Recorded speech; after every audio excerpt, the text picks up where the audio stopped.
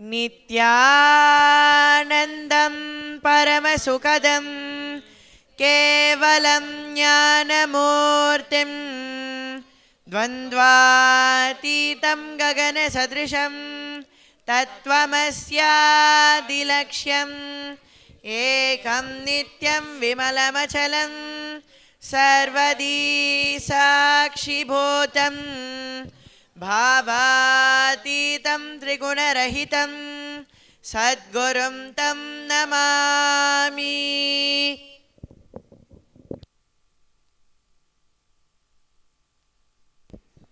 We welcome all the Sri Mahants, Kotaris, Tanedars, Samajis, Satsangis, visitors, viewers and Balasanths to this Vaakyaartha Sadhas conducted by the Balasanths of Nithyananda Gurukul. Today, the topic for Vaakyaartha Sadhas is what is consciousness. Now, we will be chanting the 8th verse of Ishavasya Upanishad. Saparyagat Chokramakayamavranamsna Viragum Shuddhamapavidham Kavirmanishi Paribho Swayambhorya Artha Tatyatorthane Vyadadastashvatibhyas Samaabhyaha.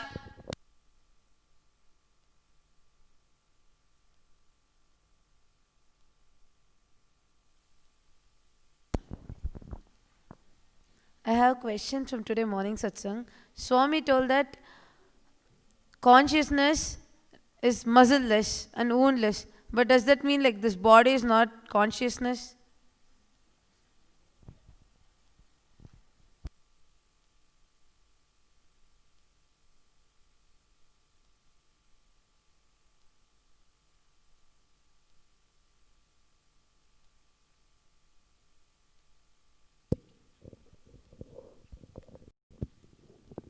See, consciousness itself is not a body. It is like a space. It's beyond like physical. It's beyond the physical space because it fills everything. It can't be in a physical state. It fills everything completely. So even for filling the air around us and every single thing, whatever exists or whatever does not even exist, it has to fill everything. So for that, it doesn't have a muscle or it doesn't have any pain. Because if it has muscle, it will have a pain, it will have a body. And when it's muscleless, it doesn't exist in a physical body, it's beyond the body. And also adding a point, like Swamiji told, that even he, because he assumed a physical body, he has to go through all this like like within the limits of the physical body. But for example, if you take like Isha is like formless. So in that is the pure consciousness. But when the consciousness take a form like Ishvara, then it's want to be like the pure Isha. It still has to go to the bondage of body. So what I feel is Isha is with like bodiless.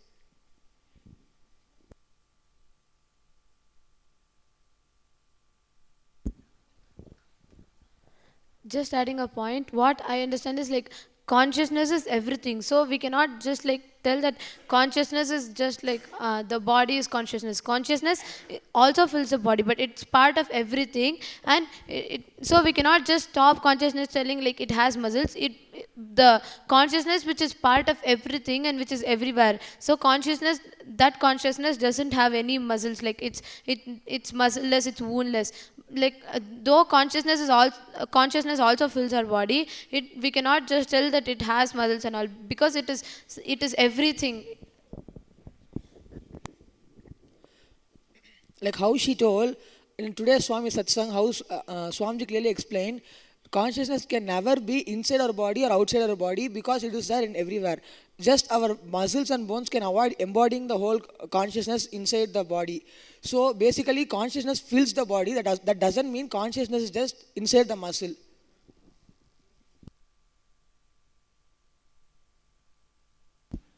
What I think is like consciousness being muscleless and moonless is that consciousness doesn't exactly have one form.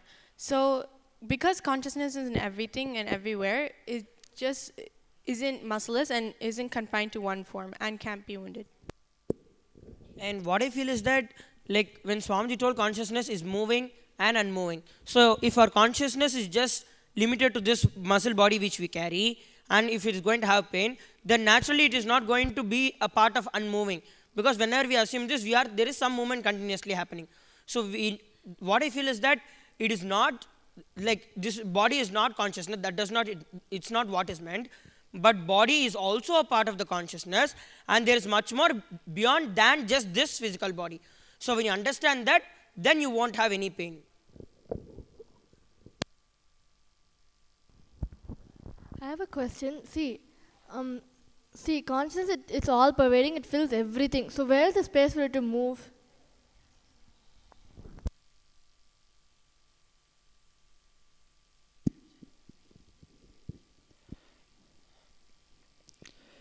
What I think is like how that day Swamiji explained his 360-degree vision experience, that he is the highest stillness of the cosmos, and he is the smallest moments of all the plants.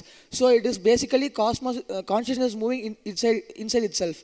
We can take it like this: like there's a whole ocean, and the drops in the ocean just moves inside the ocean. So same way, consciousness is present everywhere and fills everything, and consciousness moves inside itself.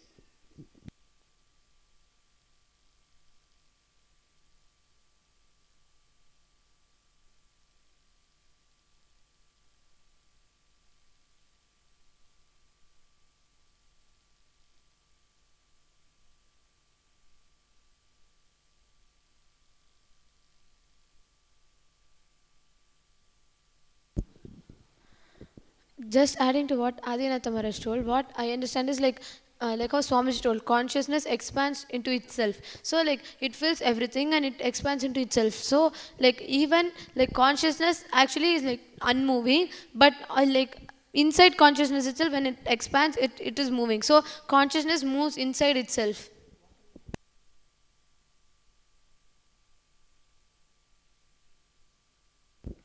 What I think is, because everything is consciousness, it's naturally unmoving, but consciousness is moving in the sense that because it expands into itself, and it just consciousness just expands into consciousness, consciousness itself moves inside itself.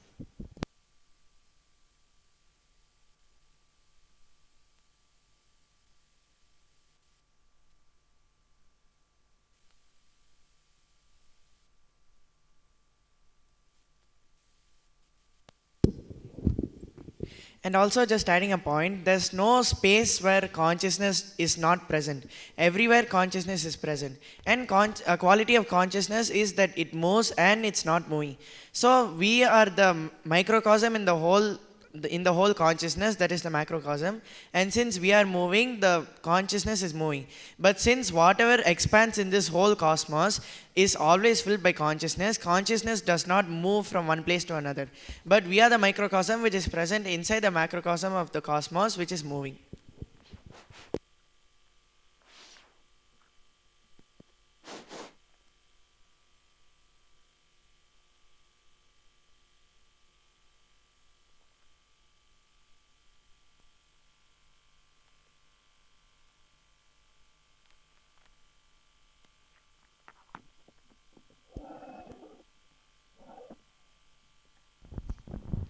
When you say no to life, is there consciousness?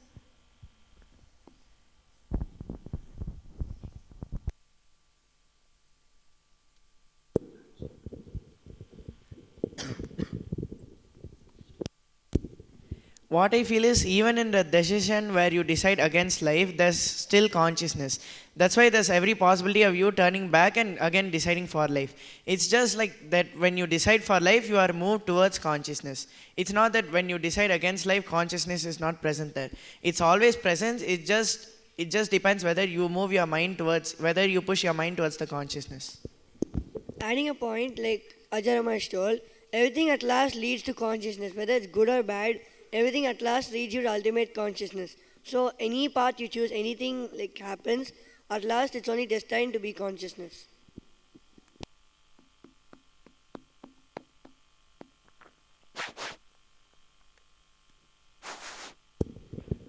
And one more thing which I feel is that, like, even the very power which you have to make a decision in your life itself is due to the consciousness which you have in you.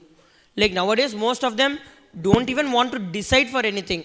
They don't even want to use their willpower to decide for something unless it's like their survival need.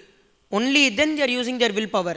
So now we have become so lazy and so tired and bored, and so our consciousness has become so low that we don't even want to use our willpower to do something which we want to achieve. We just want to be lazy and roam around. So even that possibility given to you to make a decision in your life is out of the consciousness which is present in you. I have a question with what you told. You told we'll have a low consciousness. Can you just tell what you meant by that?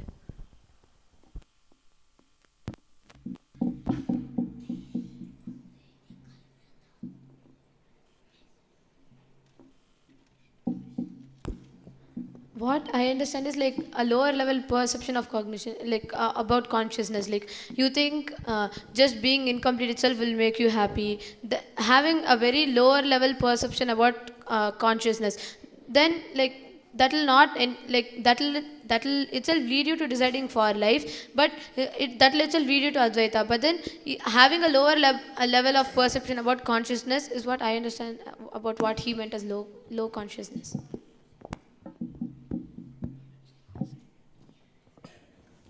I have a question. Ajara Maharaj told that cosmos consciousness exists even in something, consciousness fills even in something which avoids existing. Can you explain me how?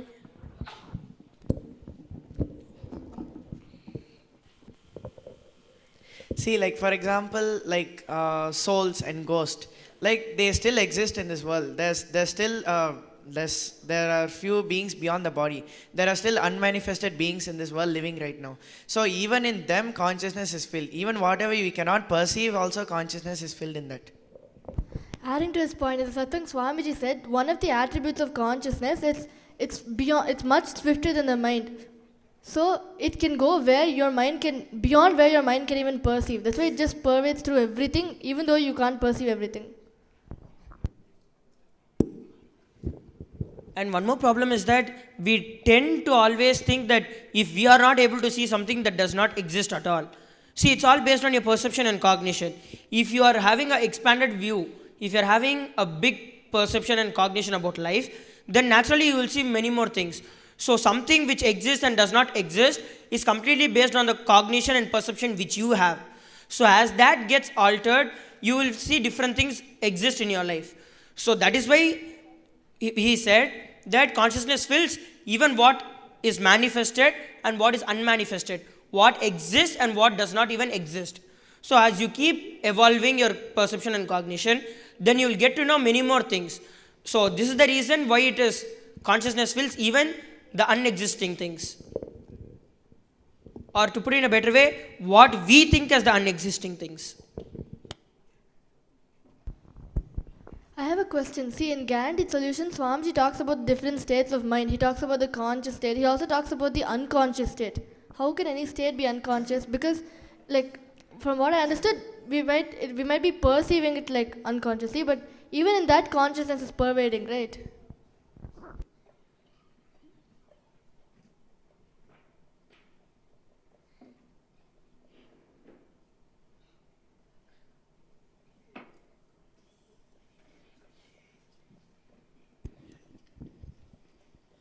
What I think is during that time your mind is completely like unaware of what is happening around you. That's why Swamiji has used the word unconscious. See, basically consciousness itself is swifter than the mind. It is faster than the mind. It feels everything. Right now in this space we just perceive things to a particular level. But whereas in the unconscious state we are not even aware of what we are seeing even now. We are so unaware of that. So we avoid knowing what is happening exactly over there. So that's why Swamiji told we have a state called unconscious state.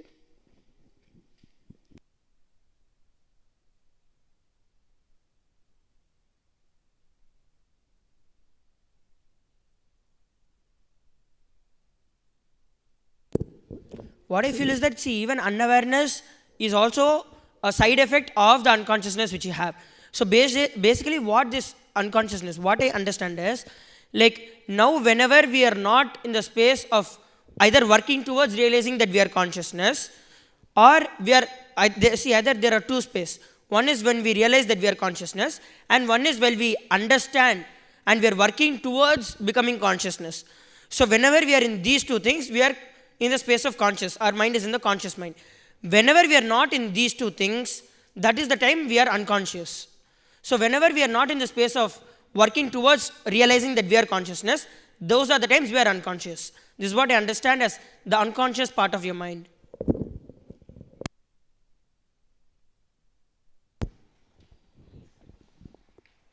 I have a question. Like consciousness, like Adinatha Maharaj was telling that consciousness is swifter than the mind, right? So even if our mind is consciousness, how will consciousness be swifter than itself?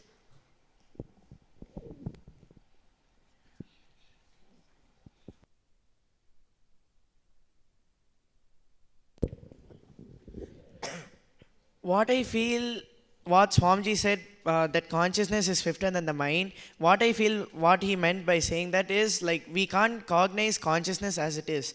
Like the moment we come to the topic of consciousness itself, when we start to perceive the consciousness, it just runs away from us. We can only perceive whatever we know about the consciousness. We can't perceive it by itself. So it's swifter than the mind. Even though the consciousness is filled by the mind, the moment it tries to perceive anything related to the consciousness, it perceives only what is derived from the consciousness. It doesn't like perceive consciousness by itself.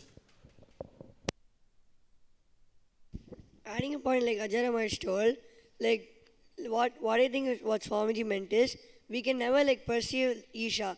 We can only like start perceiving Ishvara, and from the space of Ishvara we can start perceiving Isha. So Isha is always like swifter than us. Once we reach Ishvara, then only we can see Isha. Adding to his point, see, consciousness it pervades everything. So it's where the mind is, and like they told, it's much beyond that also. So we can't even perceive it completely, but it's omnipresent. It fills everything. So it'll just be everywhere. Adding to their point, what they all said, because it's so vast and it just keeps expanding, what I think is that the mind can't actually perceive the consciousness. Until we experience the consciousness, what I think is that the mind can't perceive consciousness. Adding to what we told, so see, like now we sit and contemplate what is consciousness. We do manana on what is consciousness. Then after some time we come to the conclusion, okay, consciousness is oneness. But is consciousness just oneness? Zero. It is something more than that. Then again we sit and contemplate on that, then we'll come to know, okay, consciousness is not just oneness, it is like all pervasive, it is present everywhere. So now by the time we come to this conclusion, it is already passed over this and it's filled everything else. So like this only consciousness swifter than the mind. Adding a point, it's like how like if you want to perceive consciousness, it's like a blind man trying to perceive what's happening around him. What until he experiences it, he'll not be able to completely cognize it, and even if someone describes it also, he'll be like his own understandings. So consciousness is like that. You can't perceive it. You need to experience it. This is what I understand.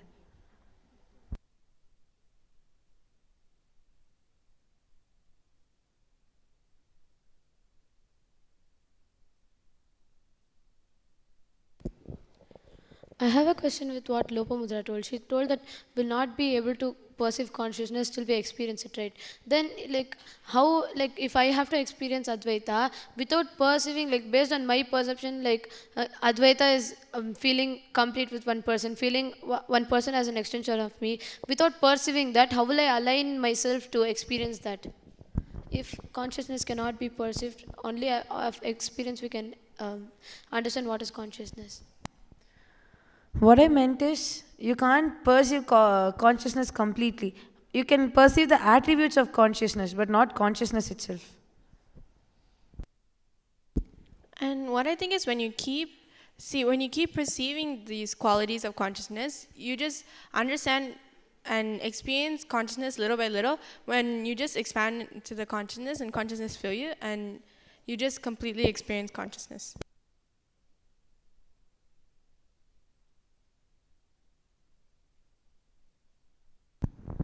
It's like the analogy what Swamiji gave that day, that bathtub and the soap in the bathtub. It's like you peeling off layers and layers and layers, like through your, as your cognition gets matured, and at one point the soap is going to completely get dissolved. So same way, you'll experience consciousness at that time.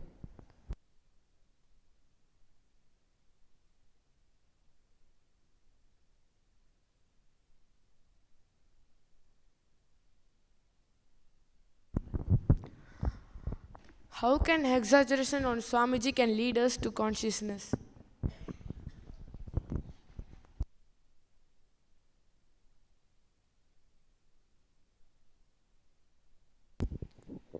What I understand is like when you exaggerate something on Swamiji, he'll make sure that we, like, though the cognition is matured in us or not, like if we exaggerate on Swamiji and keep our complete trust on his words, then he himself will make sure that the cognition becomes matured in us, and whatever we do just becomes an experience. Like how he had that as an experience. He had Advaita as an experience. The same way, when we exaggerate the whole thing on Swamiji, he'll make sure that, like, when we have trust, he'll make sure that we experience, our cognition becomes matured, and then we also experience the same Advaita what he experienced. So it is like he'll be with us throughout, and he'll make sure that we are always deciding for the right thing, and we are getting the right experience.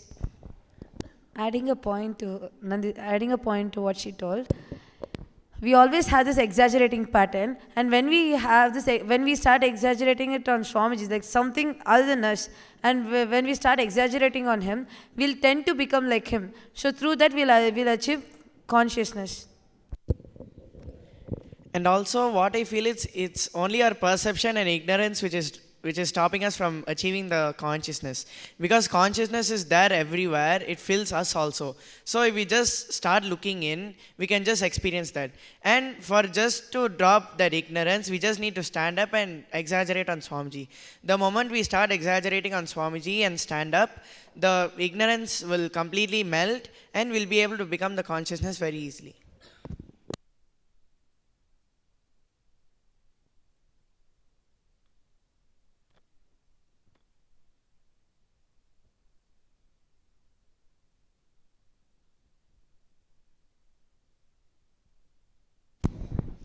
Can you explain me how to drop the ignorance?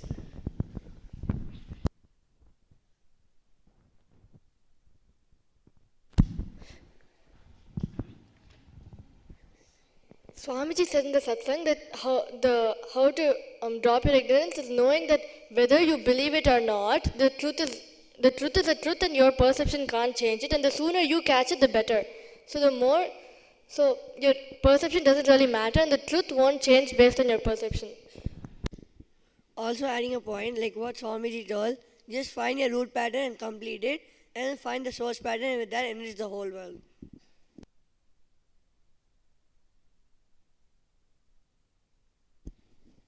Adding to what he told, it is like when the first time when you say yes to the ignorance, you are just deciding against the life. So what you need to do is use the same energy for undoing that whole thing, and then living.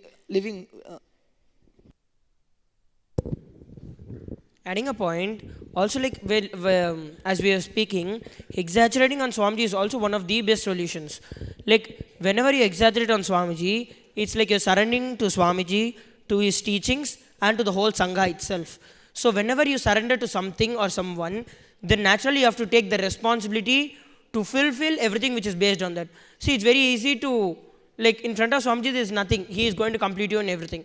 When you have to come to following his teachings, there it becomes a little hard. But when it comes to Sangha and you have to take the responsibility, then you feel it is something very difficult. So when you take up more and more responsibility, that is when you start exaggerating everything on Swamiji. Like, only if you take some responsibility, there is going to be something for you to exaggerate on Swamiji. So what I feel is, in every situation of your life, as you continuously take up more and more and more responsibility, then you can use all those opportunities to exaggerate on Swamiji, and you can say a clear no to your ignorance and come out of all these problems and complete with it.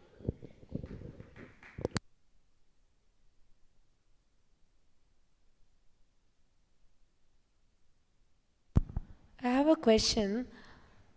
If Swami told that we all have to cognize whatever Upanishad declare as us, In Ishavasya Upanishad, it declares that consciousness is both moving and unmoving. How will you be able to cognize it? How will you be able to even put it into action? How will you be able to cognize it as you?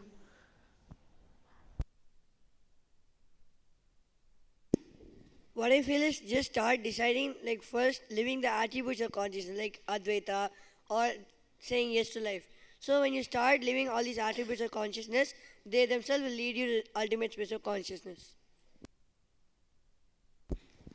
Just adding to what Tattva has told, like how the consciousness is Isha. So for you to go to the space of Isha, when you start following Ishvara, Ishvara itself will automatically lead you to Isha. So Ishvara is like the quality, like oneness, Advaita, completion, and all that are Ishvara. So when you start deciding for them and when you start living Ishvara, they themselves will directly lead you to Isha.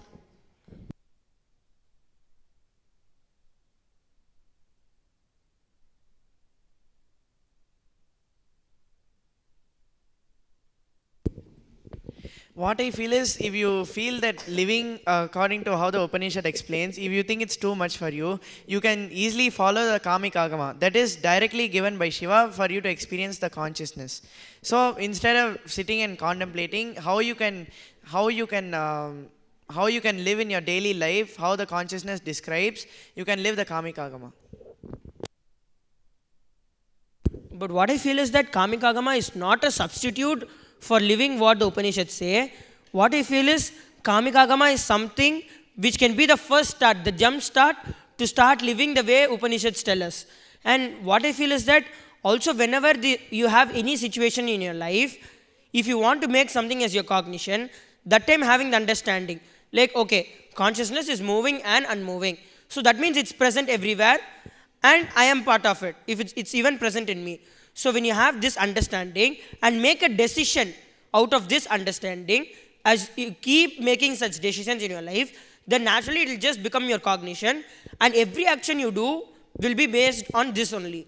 So this is how I feel you can make the different things which Upanishads describes as the attributes of consciousness as part of your cognition.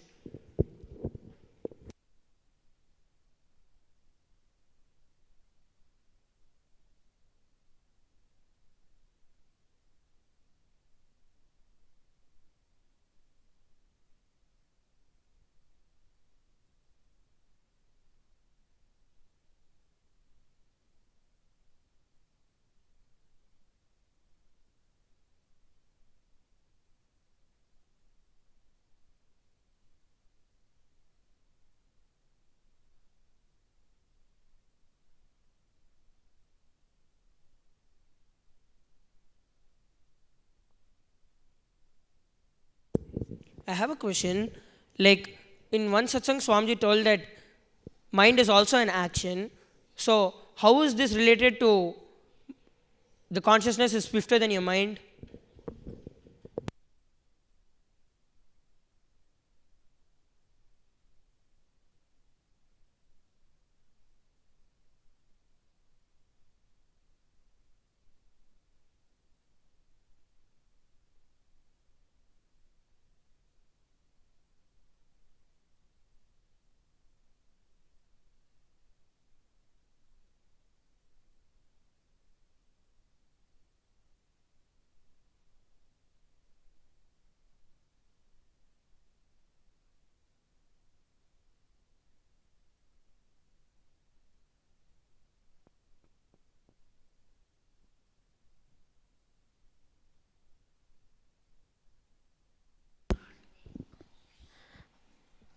What I understand is like based like as of now it is like your mind, based on the perception of your mind only you decide things, right? So when you like mind is like an untrained child. So when you start training it, like always deciding for life, and then when you start pushing it towards the source, then your actions also align to that and it will lead you to consciousness. So what I understand is like when you keep deciding against life, then your mind is not pushed towards the source and you're still like your perception, you're still in the level of perception. So you'll not be able to evolve to the level of fact, truth and reality. But then when you start deciding for life and when you start pushing your mind towards the source, like your mind starts listening to you that way and your actions also get aligned to that and you'll be able to reach consciousness.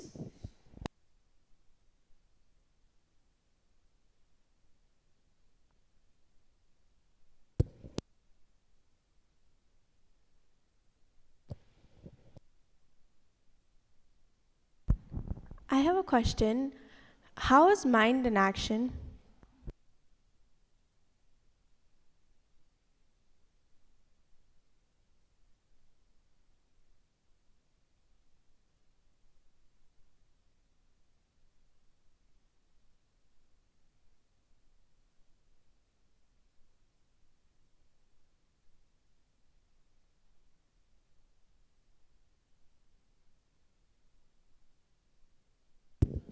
What I feel is that, like in one satsang Swamiji told, mind is action. Whenever you want, you'll be able to stop it, and whenever you want, you can start using it.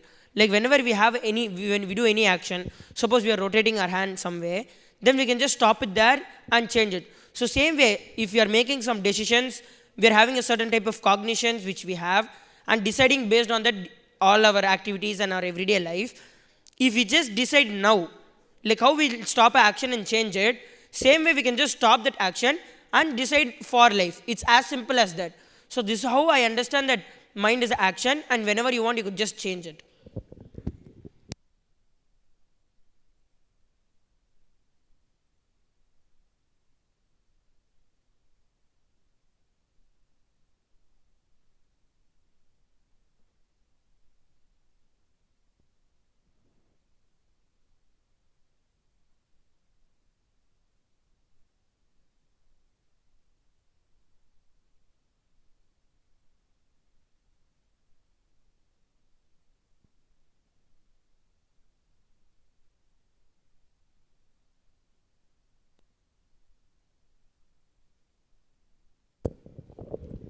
But I didn't really understand what you said, because it's the body which is only making that action. The mind only makes that action. It doesn't, it's not itself an action. How is mind an action?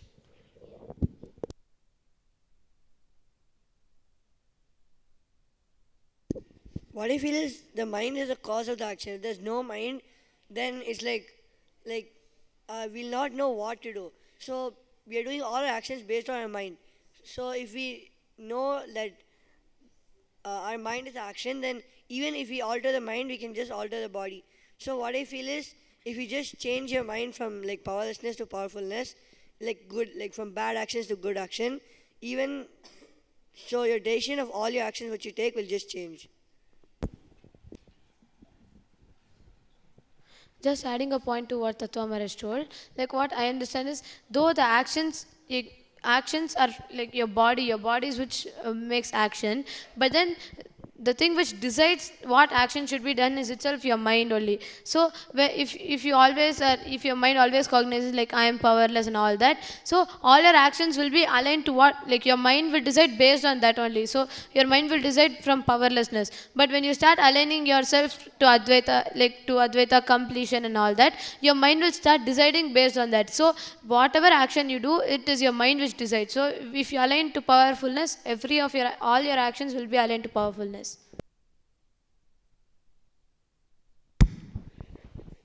But I have a question. See, like now we discussed that all the actions we do it from what we perceive from the mind. But then what about the brain? Because brain is something different, right? And all the knowledge and all is in the brain, right? So don't we act even based on that?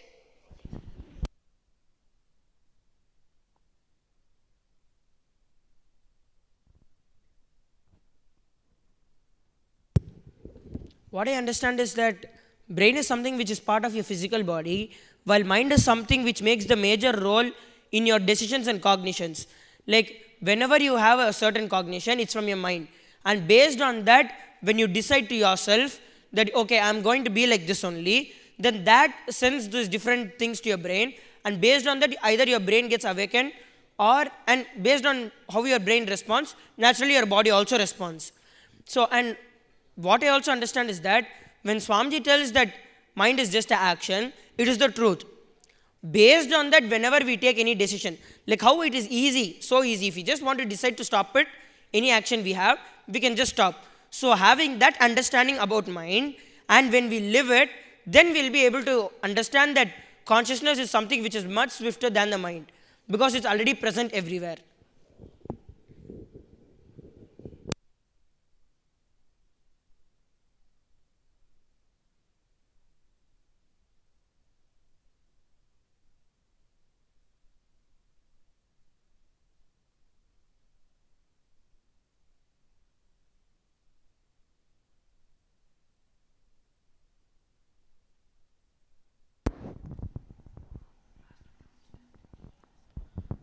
I have a question. Does thinking happen in brain or in the mind?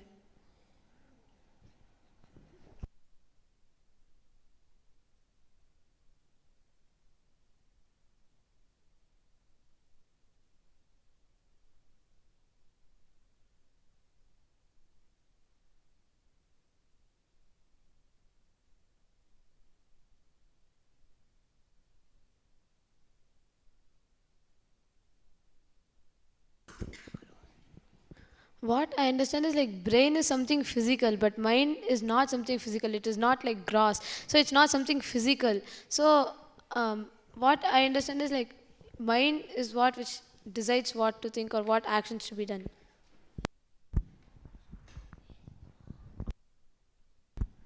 Adding to her point, what I think is like physically thinking happens in the brain, but whatever we perceive and whatever we recognize based on those things we get from the brain is done by the mind.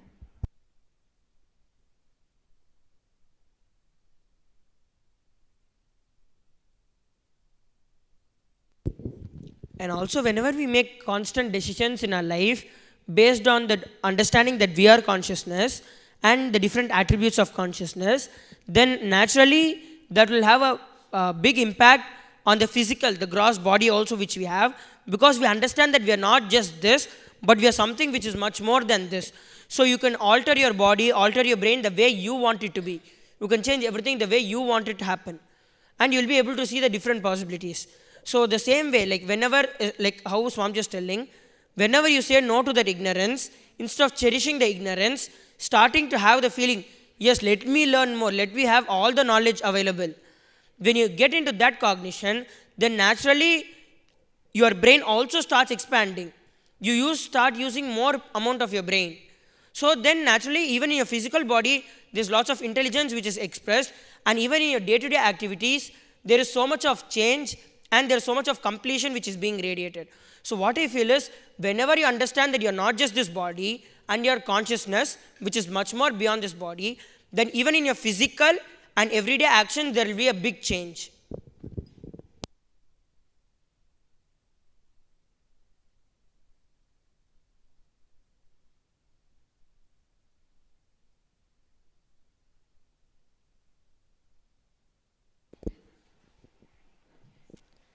I have a question like how will Matarishwa lead us to consciousness? Because it is just like life energy, right? How will we align ourselves to that, and how will it be an attribute of consciousness?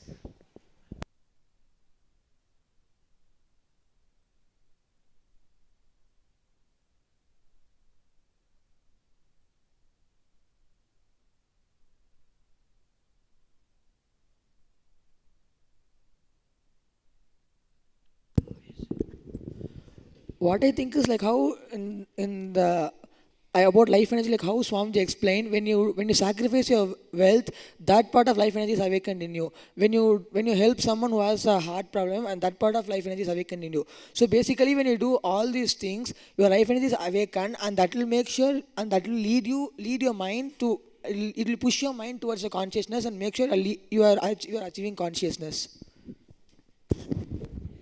What I feel is your life energy itself, it doesn't have a limit. It's like completely like there's a huge possibility for your life energy itself. So with your life energy, if you just know how to handle it, if you just know how to use it by deciding for life, then it can lead you to do anything in your life. Means you can do whatever you want in your life. Even if you want to fly, just by your life energy you can decide and you can start flying. So it's not like life energy is something small. It can lead you to Ishvara, which will lead you to consciousness.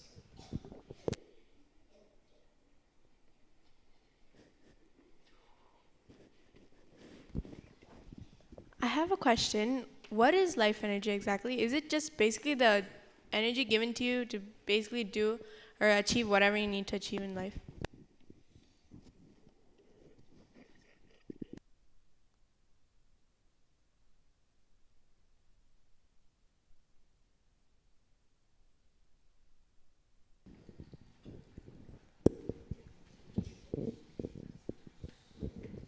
What I feel is that this life energy and or the Matarishva is also the different way where the consciousness expresses itself through our body. So, like when we understand we are consciousness and there is something which uses this body. You see, we are not just this body. There is something beyond this body who we are. So that part of us is what I understand is Matarishva, the life energy. So when we understand we are consciousness, naturally we have the command over our body. We can do whatever we want.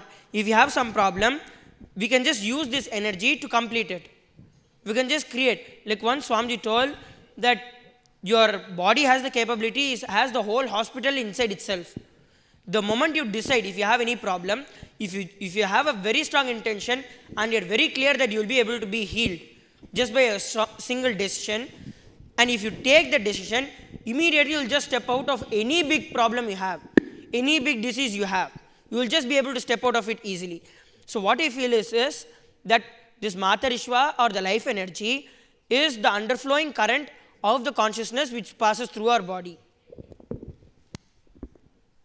Just adding to what he told, what I understand is like Matarishva is also, it also gives you the intelligence of what to do. Like just if you have some like pain in your body, and when someone comes, you have some stomach problem or whatever, and when someone comes and asks that they are hungry, when you sacrifice and when you sacrifice for them, that time the life energy in that organ, the stomach, gets awakened. So the intelligence of how it can heal itself also gets awakened. So what I understand is life energy, Matarishva, is something which also gives you the intelligence of how to function.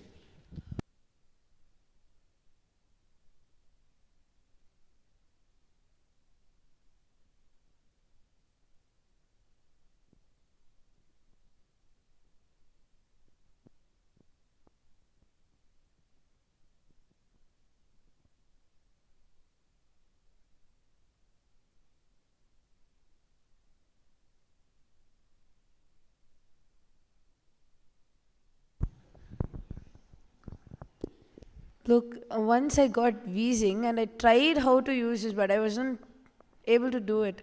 What was lagging me? I tried my best. Like, I don't know what was lagging me, but I was not able to control my wheezing. What I feel is you just tried. You never thought that it will, like you just never did it. You just tried. What I feel is really believe and trust in your life energy and really tell your life energy that now you are going to heal my body and I believe in you. So if you authentically trust in your life energy, what I think is it will get healed. Adding to his point, what I think is only when you fully, completely, and authentically trust your life energy, it'll even come to help you.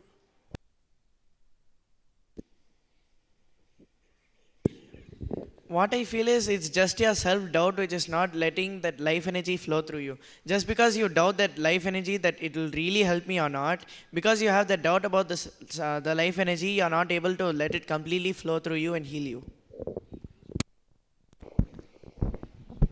And one more thing which I feel is, like how the other day Swamiji explained in the satsang.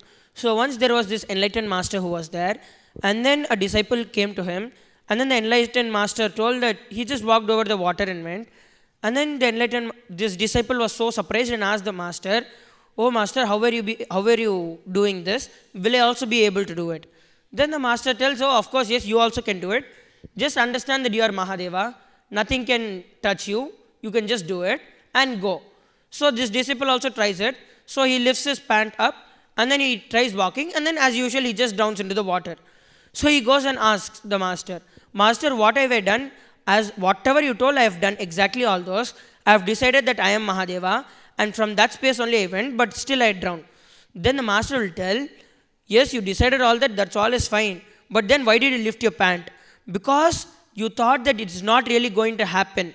You still had that doubt that it's not, oh, will it really happen? Because of the doubt you had, you already assumed, you already knew that you are not going to do it, and so it did not happen." So the same way, even in your experience, you just thought of trying it, but in one part of you already know that it's not going to happen for me, and that is why it does not happen. So this is the reason why you tried it and it still did not happen. But if you are very clear, like how Swamiji told, water might be, even if it is not my cognition, Swamiji has told it. So from Swamiji's understanding, if I decide now, it will happen. If you are very clear about this cognition and try it, naturally anything will disappear. your wheezing, everything will just disappear like that. But I have a question. See, now what we discussed, like our self-doubt and the thing that we don't trust, all that will just stop it from flowing. But it's like an attribute of consciousness, and it's like continuously flowing. How can something imaginary just stop it from flowing? Something which is imaginary and perceived by us, how can that stop? How can such a like irrelevant thing stop it from flowing?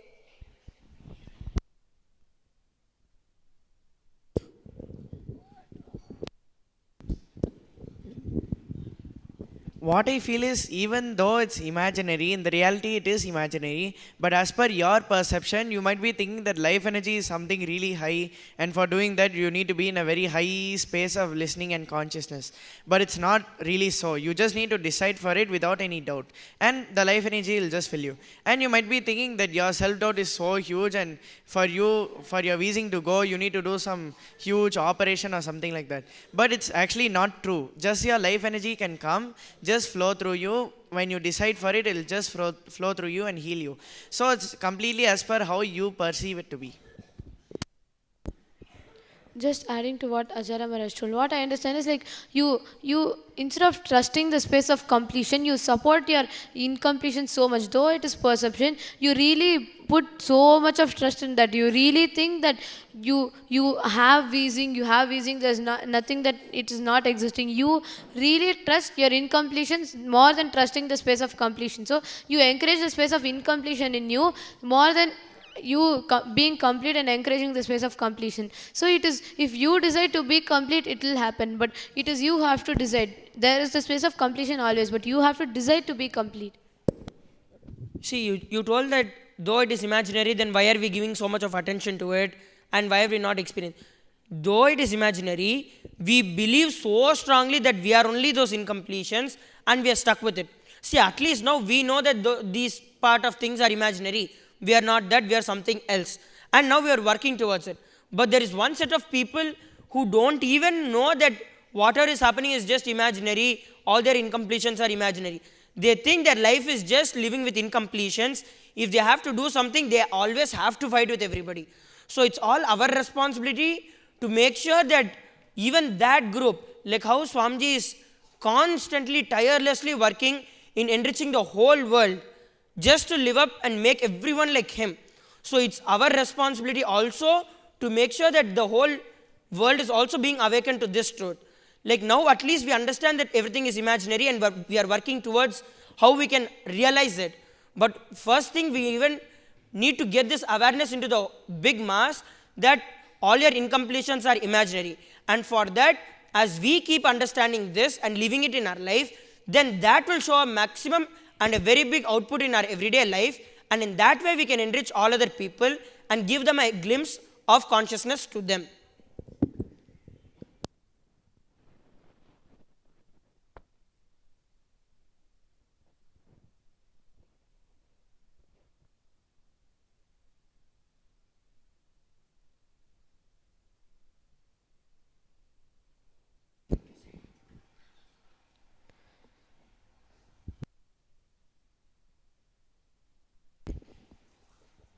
Just adding to what Sundaresh Maharaj told, in Bhagavad Gita, Swamiji told a beautiful story. Like, there three disciples go to one Zen master. So the first disciple tells that I have learned spirituality for more, like about 25 years or something, and I have tried many meditations. I know all this. So how long will it take for me to, how long will it take for you to make me enlightened? Then the Zen master will tell, it will take me like around 10 to 20 years to make you enlightened. Then this disciple will just walk in. Then the second disciple will tell, I started learning meditation and all that recently. I know this much. I've learned this much, and whatever I know, I've just mastered that. How long will it take for you to make me enlightened? Then this master will tell, for you it will take at least 3 years. Then this disciple also walk. Then the third one will come and tell that I don't know anything. I just want to know whatever you tell. I'm ready to accept, and I'm ready to learn whatever you tell. And I know whatever you will tell will lead me to that experience. How long will it take for you to make me enlightened? Then the Zen master will tell, immediately you can become enlightened in this very moment, and he'll take. So what I understood from this story is, like, when you keep exaggerating on yourself, telling like I know this much, and when you keep exaggerating on yourself, yourself. It is like you don't give the space for whatever life happens around you. You don't give the space for yourself to learn something and become complete about whatever happens around you. But when you exaggerate everything on the master, putting your complete trust on whatever master tells, then he himself will make it happen for you, and he himself will make sure that your cognition matures, and you will be able to understand whatever happens around you, and you will become complete just by that.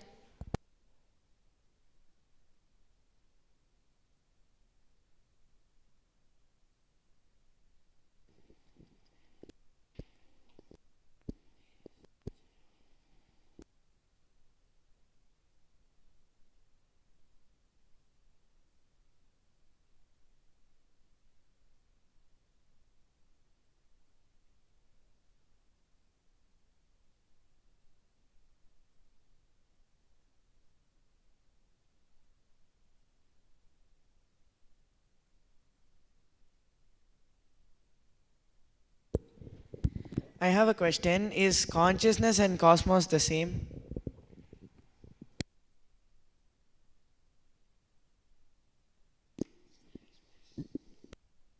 Can you first explain what cosmos is? Like, what do you understand by cosmos?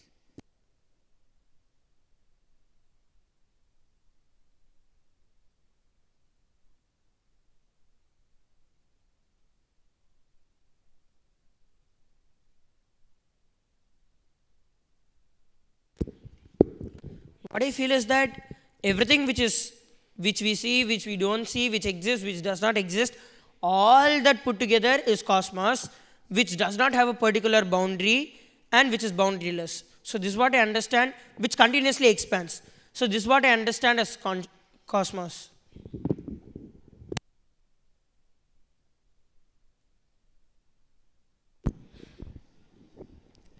So what I understood from what he told is it is basically Brahmanda. So cosmos is nothing but Brahmanda. So what I think is consciousness is an energy which fills even the Brahmanda.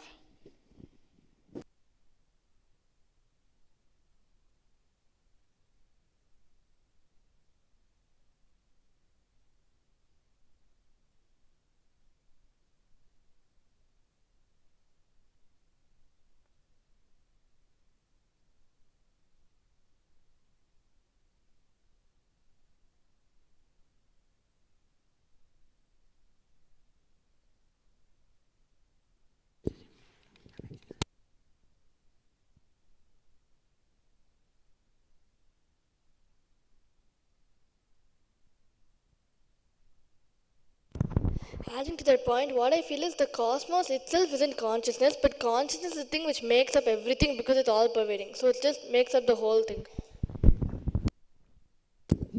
Then naturally the cosmos itself is consciousness, right?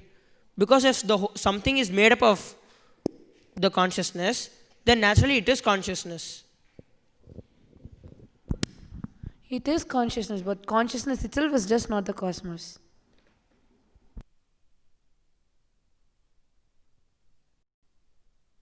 I really didn't understand what lope was at all. Can you explain it more clearly?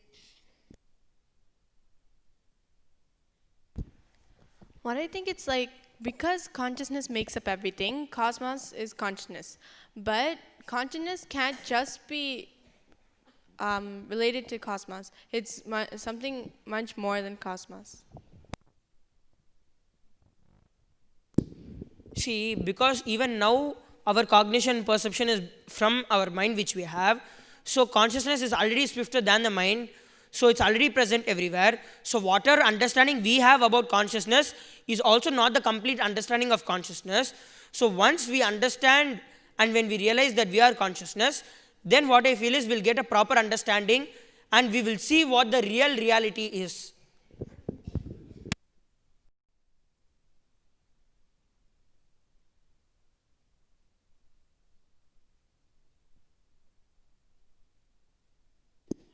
I really don't understand what fake reality means, because reality itself is supposed to be real. So what is fake reality?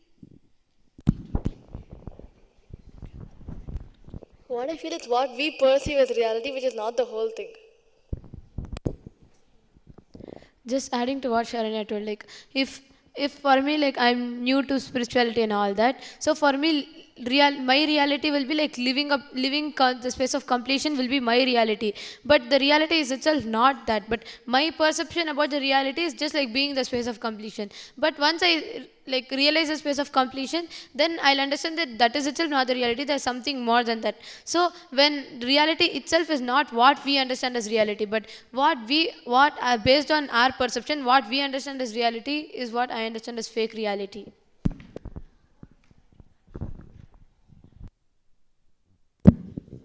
What I meant by that is, like, when I say the real reality, I meant that we experience and live life like how the Upanishads describe. Now it's just an understanding.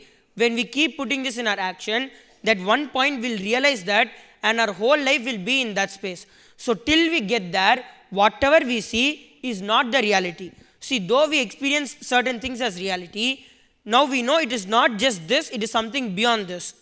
So naturally, when we keep living these truths described by the Upanishads, then we'll understand that we are not, whatever we see is not the reality. There's something much beyond it. So when we keep living every action in our life, understanding that we are consciousness, then naturally we'll experience that everything around us is also consciousness, and experience the reality as Upanishad wanted us to experience.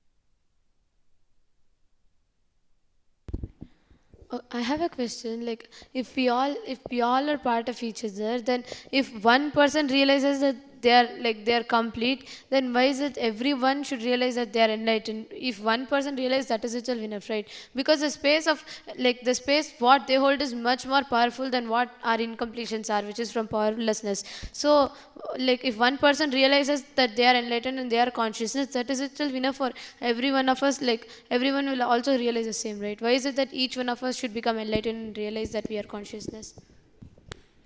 See, what I feel is we run our life based on our perception and our mind. So you can also say that we are consciousness. Why should we experience that we are consciousness? You can just say it like that and end it there. But no, only when we experience that we are the consciousness, only when that experience happens to us, then we push our mind towards the consciousness, and our mind is filled with the consciousness.